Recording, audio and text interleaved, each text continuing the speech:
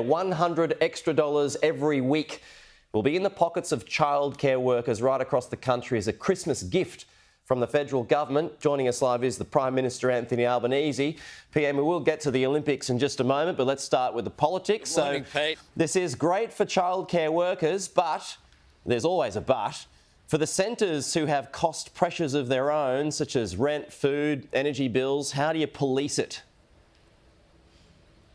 We make sure that in order to be eligible to receive this money, centres have to limit the amount that they can increase fees over the next year to 4.4%. So we make sure that this gets passed on to the workers. This will be of enormous benefit, and we've worked with the sector on this. They will certainly welcome this announcement, a 15% increase, as you said, from December 1, an additional bit more than $100, 10% increase, and then a further $50 increase the following December 1 as well, meaning that childcare workers are valued.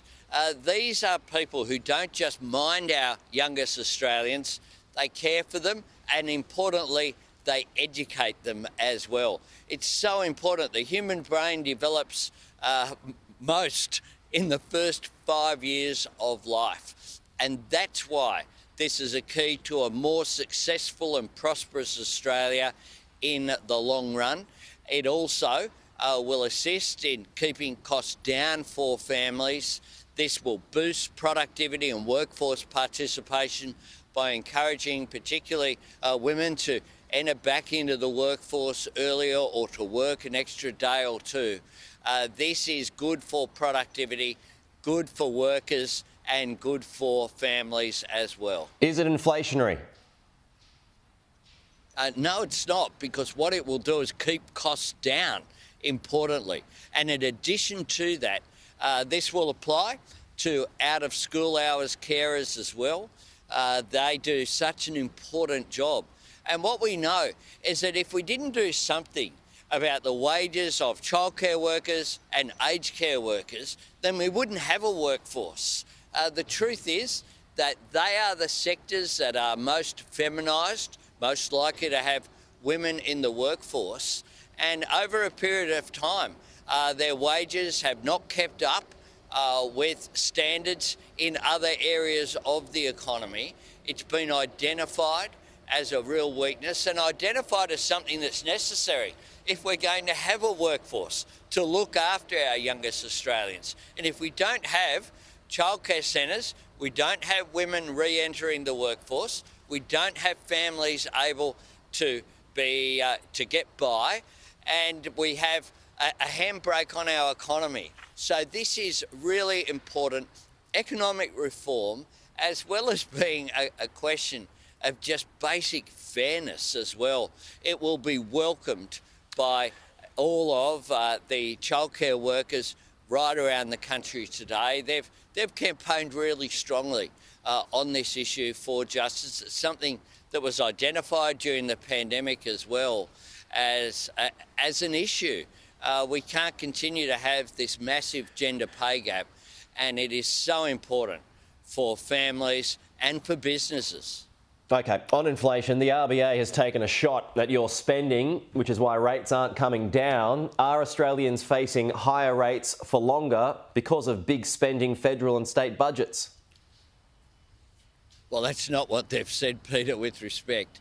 And the truth is... Well, this is the quote here from the RBA. Public demand is forecast to be stronger than previously expected, reflecting recent public spending announcements by federal and state governments. Are you saying they're wrong? Yeah, that's very different. That's very different from the way that you characterised it, Peter. Inflation has a range of aspects, and that's why we've made sure we agree that inflation needs to be further moderated. It's been cut in half since we came to office. One of the reasons why, two things we've done. We've designed all of our reforms to put that downward pressure on inflation, whether it be our energy price relief plan, whether it be cheaper childcare, where costs have been reduced by 11%, fee-free TAFE. these measures are designed in a way to assist people who are doing it tough, whilst we make sure that we continue to moderate inflation. But the other thing we've done that is so important is we've made sure fiscal policy, budget policy works arm in arm with monetary policy. Well, that's not working at all because the RBA and Treasury are brawling at the moment. That's not true, Peter. Well, you're saying completely different things. We agree that inflation... No, we're not. No, we're not.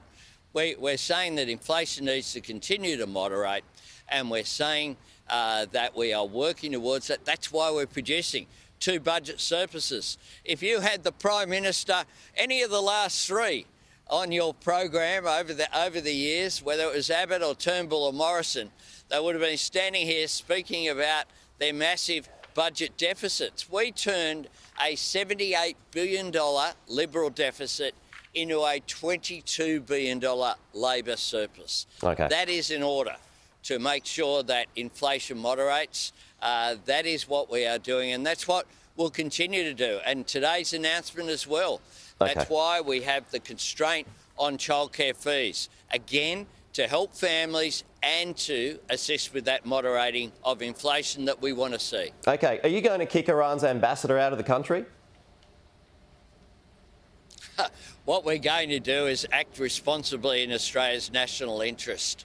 And we do that. We've made it very clear that the comments that were made are completely unacceptable. We've brought in the ambassador to convey that. But it's also important that we have relations in Australia's interests, and we continue to do that whilst condemning the comments that have been made.